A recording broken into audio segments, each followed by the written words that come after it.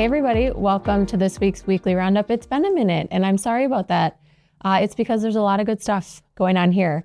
And here's a good one to start with, especially for probably more so the kids in the community. I know for sure my boys, they've been waiting for this. Silver Creek is open, y'all. So we are ready to ice skate, hopefully for at least a little while the weather stays cold.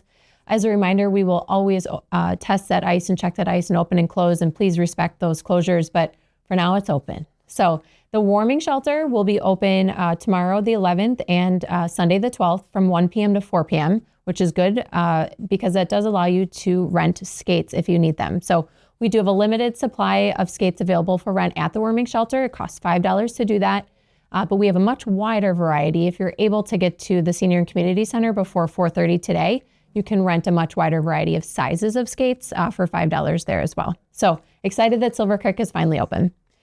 I wanted to mention something because I know it's been coming up a bit. There's questions and concerns around some of the business closures that have happened. And I wanted to just take a moment to acknowledge a couple of truthful things. We never want businesses to close in our community. I think that goes without saying. A lot of the business closures that we've seen are national chains. So of the things that we have control over here at the city, impacting the occupancy or not of a national chain is not one of those items, unfortunately, that we have much control over. So things like GameStop, Marco's, Pizza Hut, those are all national chains that have made those decisions. And in some cases, they're national chains where the franchisee has filed for bankruptcy. So I like to be able to offer factual information to folks so that they can have educated and informed conversations. And so where we have a franchisee filing for bankruptcy or a national chain, there are small things we can be doing. I'll touch on those in a moment, but by and large, it's a little bit more difficult for us. The figure of speech we use in development is that retail and restaurants follow rooftops. A lot of times it is literally a mathematical calculation of population, growth, and income for restaurants to plant here in the city. And so the one thing that we do have an ability to potentially make an increase in that calculation is housing. You've heard me talk about it for my entire second term. I campaigned on housing being really the nucleus of our growth as a city, not just as a city government, but also our public education system. And so we are able to make an impact by potentially adding more housing, and that's what we've been focusing on. So I'm going to touch on that. Just as a reminder, we are working on housing and housing of all kinds. I know there's a lot of concern that we're only doing high-end housing, and just another factual point, that's just not true. We are working on housing at all price points. Right now, we have at least 2 projects in our downtown that are multifamily. We have one multifamily project on the south side. We have one workforce multifamily project on the southeast side. We have 3 single-family projects, and those are everything from small lot single-family, which are a little bit more affordable, to regular, if you will, new development single-family, and then even some more executive-level single-family. So we're even trying to hit single-family of all sizes, multifamily of all sizes, and multifamily of varying price points. And then we're also working on a multifamily project on the southwest side and a twin home project as well. So housing and housing of all kinds, that helps build our community in so many ways. But in what's pertinent to our comments here, that restaurants and retail follow rooftops. So if we're able to grow responsibly, we're able to help ourselves in that calculation for development. All right, enough about that. Holiday tree collection continues. So if you have Christmas trees sitting at home, please make sure, this is important, there are no lights, ornaments, nails, wires, tree stands. We need just the tree because we, in large part, chip those. And so please help keep our team safe. Make sure you don't have a plastic bag or anything like that on the tree as well. If you do still have your string of lights, we are accepting those for free. So if you need to get rid of lights, bring those on to the street department yard on First Street.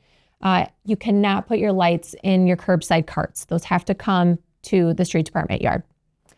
All right, here's an update on the bridge.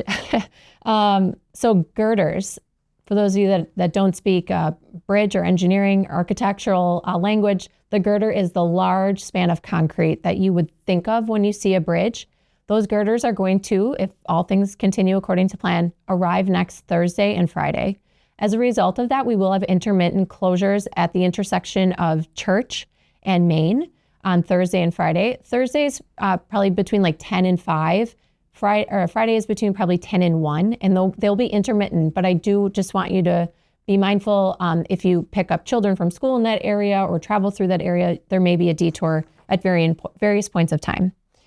So what this means is that the girders are going to be placed on the bridge abutments when they're delivered. So this is really going to be, unless you're like us and you go down and look essentially into the river bed, this is going to be the first time that we see upward construction of that bridge. So the girders will be placed with a girder launcher, which will be on site.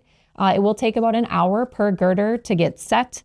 And they call this superstructure construction, but in my simple terms, upward construction, which is good construction. So in addition to the girders, the sidewalks in the 100 block between the bridge and First Street, those sidewalks are going to come out. There will be a temporary pedestrian surface that will be placed.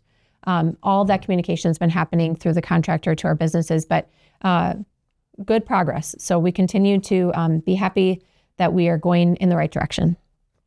We do have a mayor meetup next week. Again, these are 1 hour of time where I sit available to answer people's questions. We get this every time we post these. I do them at varying times.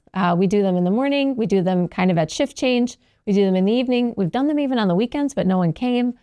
So we try to have a wide variety of times for people to pick from. Next week, it's 10 a.m. in the council chambers here at City Hall. Our city residents, so just city residents, can now submit reservations for park shelters. You can do that on Rec Desk, or you can get an application from the Senior and Community Center. The Rec Department is also doing Adventure Arena. They're doing this every other Wednesday when our school system gets out early at 2 o'clock. So from 2:45 to 4:45 every other Wednesday, there's Adventure Arena. It's just another outlet for kids to be able to have good, productive, healthy social activities when they are not in school. The library is bringing back all their good programs, things like story time, book club, cinema club. They're also doing a version of a Super Bowl where you pick up a bowl with a soup recipe inside and decorate the bowl, which I think is super creative.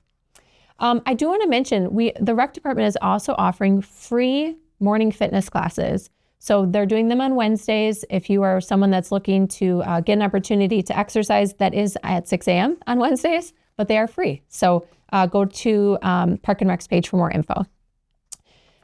If you haven't already, I cannot possibly cover the breadth of information that was shared in the police department post, but it's worth looking at. So go to the PD page.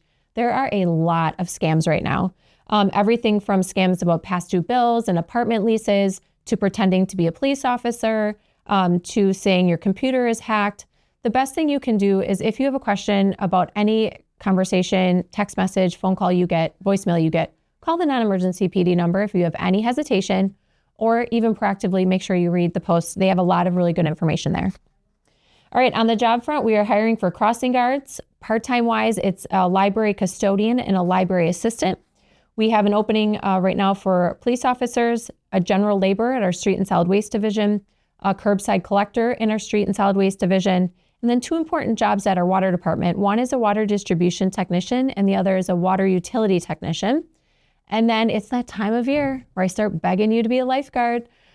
Just kidding. Last year we did really well, so hopefully that continues. But we do have applications open right now for lifeguards as well.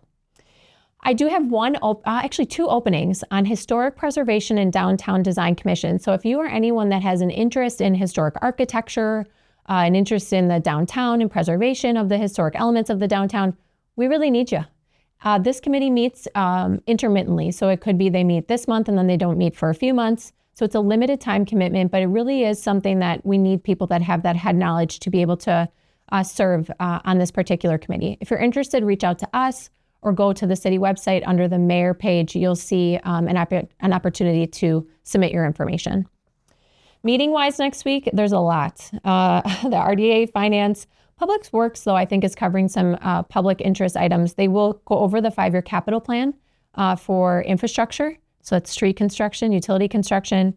They're also going to be covering a solar project that we've applied for some grants for that will help with our wastewater treatment plant. And then there also is an update on Dewey Avenue, which is one I know people have a lot of questions about. This weekend, Watertown Tourism, like they always do, has a really nice pinned document that has all of the events happening.